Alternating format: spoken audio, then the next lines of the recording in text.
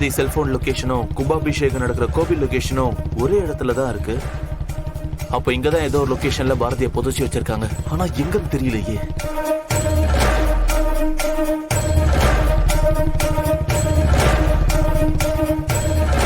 அப்போ இந்த இடத்துக்கு மேல கும்பாபிஷேகத்துக்காக நடத்துற மைக் செட்டோட சவுண்ட் கேட்கல. அப்படின்னா பாரதிய இந்த இடத்துக்கு மேல கொண்டு போயிருக்க வாய்ப்பே இல்லை.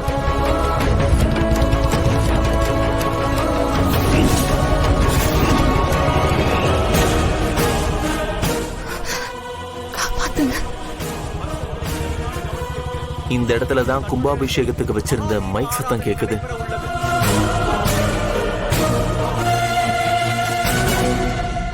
சத்தம் அதிகமான கேட்டுச்சு. அங்கதானே பாரதிய புதைச்சு வச்சிருக்கணும். ஆனா சத்தம் இங்க லைட்டா தானே கேக்குது. நான் போன்ல கேட்கும் போது அதிகமா கேட்டுச்சு.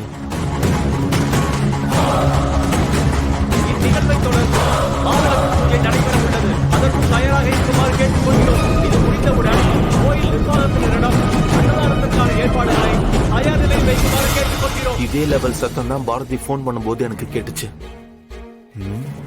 ஆனா இங்க சுத்தி வீடுங்க வண்டிலாம் போயிட்டு இருக்கே. காலி இடம் இங்க எங்கேயும் இல்ல. ஆனா எப்படி?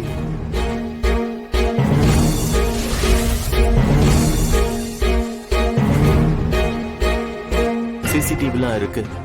அப்போ கண்டிப்பா பாரதி எங்க கொண்டு போக வாய்ப்பே இல்ல. போலீஸ் இன்வெஸ்டிகேஷன்லாம் வரப்போ அவங்களுக்கு தெரிஞ்சிடும். அதனால இன்னொரு ஸ்பீக்கர் வழியா போறதுதான் நல்லதுன்னு நினைக்கிறேன்.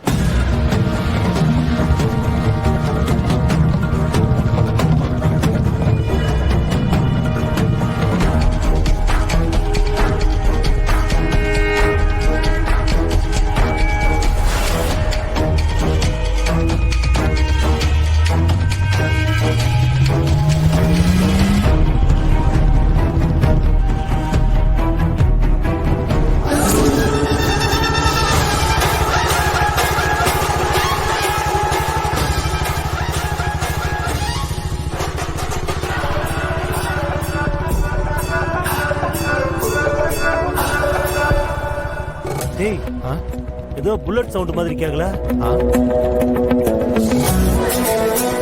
ஆமா, எனக்கும் கேட்குற மாதிரி தான் இருக்கு. என்னன்னு பாப்போம் பொறு.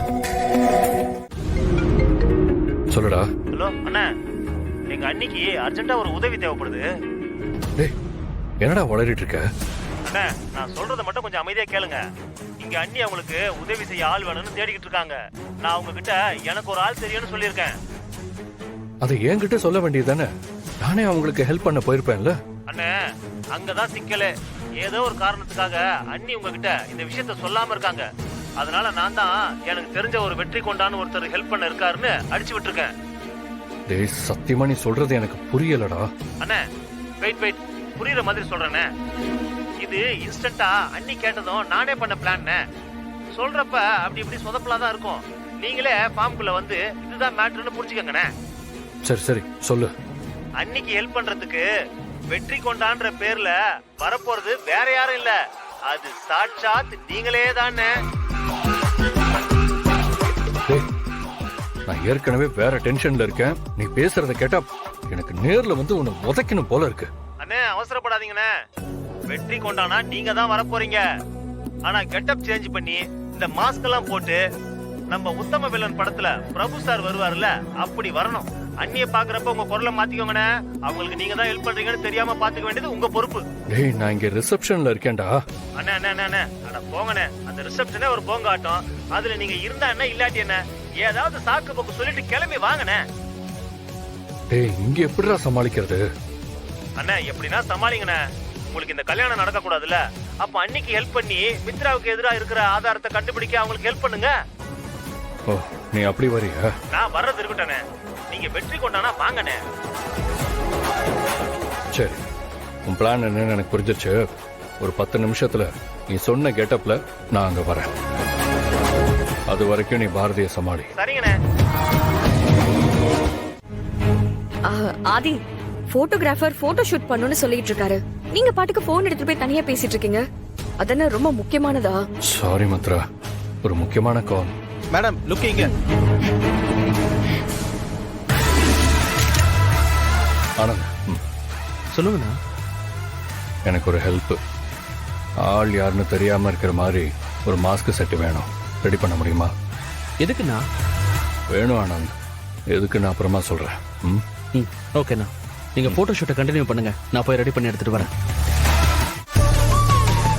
அண்ணா, நீங்க கேட்ட மாதிரியே மாஸ்கோட ஒரு ஃபுல் செட் ட்ரெஸ் ரெடி பண்ணி உங்க ரூம்ல வச்சிருக்கேன். நீங்க போய் எடுத்துக்கோங்க.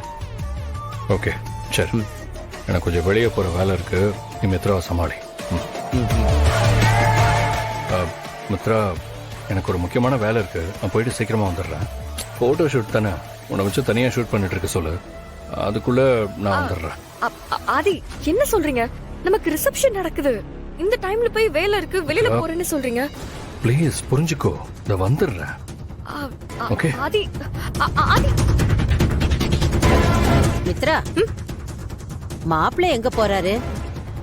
எனக்கு என்ன தெரியும் பாட்டி, ஏதோ வேலை இருக்கு வந்துடுறேன்னு போயிருக்காரு. ஷோ, இந்த நேரத்துல போய் என்னம்மா வேலை? எனக்கு எப்படி தெரியும் பாட்டி? சீக்கிரம் வந்துடுறேன்னு போயிருக்காரு. இருங்க நானும் வந்துடுறேன். ஏய், நீ இப்ப எங்க போற? நான் மட்டும் இங்க தனியா நின்னு என்ன பண்ண போறேன்? நானும் போய் கொஞ்சம் ஃப்ரெஷ் அப் ஆயிட்டு வரேன். ஷோ, நீங்க 2 பேரும் உங்க மனசுல என்ன நினைச்சுக்கிட்டு இருக்கீங்க?